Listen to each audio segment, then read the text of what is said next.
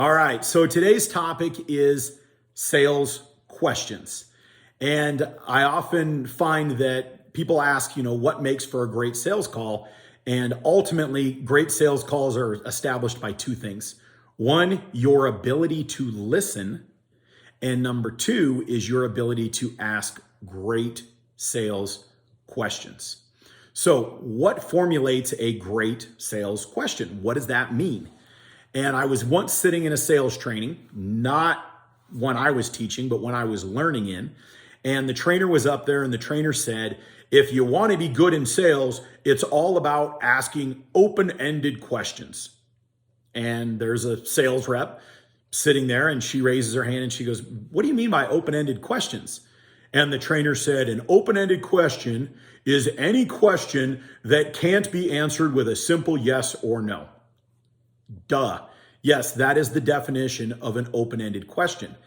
However, that doesn't establish what is a good open-ended question. Like, what is the purpose of asking questions in sales?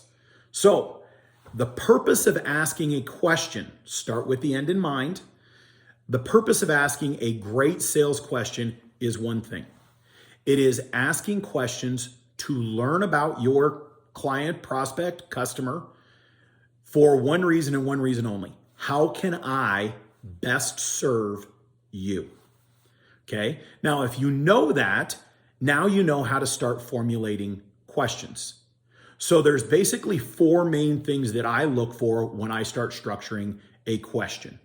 Number one, when I establish questions, the purpose of my questions is first and foremost to establish rapport. Why do you ask questions?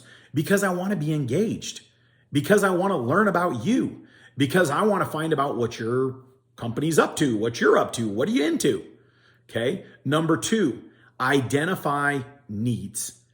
If you know how to ask great questions, you can discover, people call them pain points, whatever you want to call it, you reach out and you discover what people's needs are. Every business in the world has needs. Now, if you ask great questions, you can learn about those needs. Next, learn about the company, the customer, the person you're working with. What are their goals?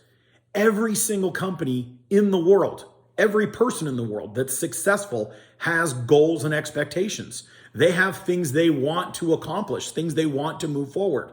And last but not least, make sure that you have the customer evaluate new needs, new possibilities, and you give them questions that make them envision a different future. Okay, so those are the four ones that we do there. Number one, establish rapport. Number two, identify needs. Number three, learn what the customer's goals and expectations are. And number four, make sure that you evaluate and that you have them envision a possible different future. Okay, so I'm going to give you examples of some of these questions. A question that I often structure is ask a question that makes your customer visualize change. What would happen if your company was 5% more profitable, 5% more productive, 5% more efficient? Now, I'm not talking quantum leaps here. What if you just said 3%? If you sat there and said, if somebody could sit down with you and show you how you could be 3% more efficient, is that something you would consider? What would that look like for your company? How much more time would you have? How much more profit would you have? What would happen in your world with a 3 to 5% change with efficiency? That sets up a great conversation. Okay. Next up, ask a question that differentiates you from your competition. Mr. Customer, what would happen if you were working with a company that was bigger? They had bigger distribution chains. They had more product availability. Well, how would that affect your business? Now, mind you, I'm not talking, just covering a question. What would happen if you were dealing with a smaller company that was more agile, more versatile, more inept to meet your needs? What would that look like for your company?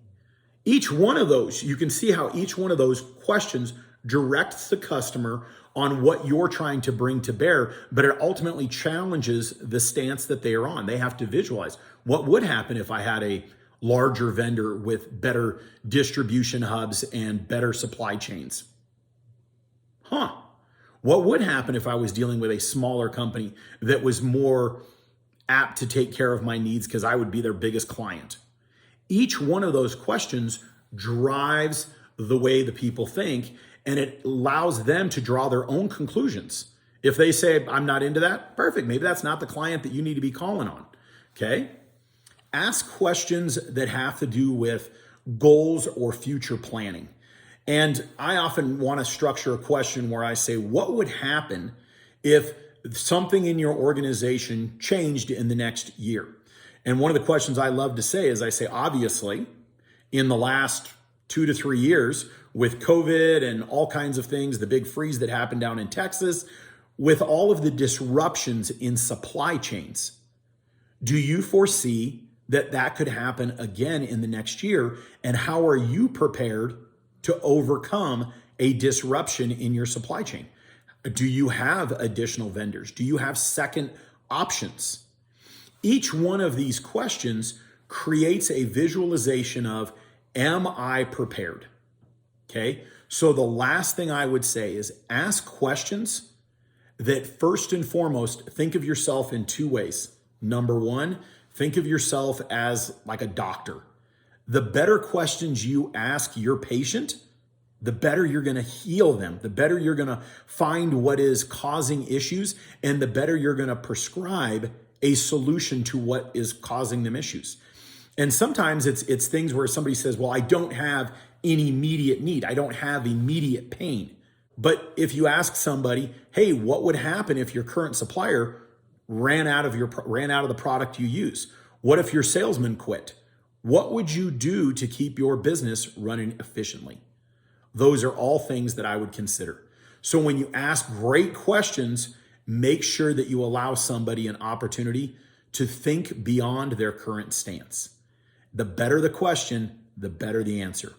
The next thing I'm going to cover, my next video that I'm going to cover, is specifically reading body languages, reading the room, and evaluating where you're at, being present. Hope that added value. Have a great day. Good selling.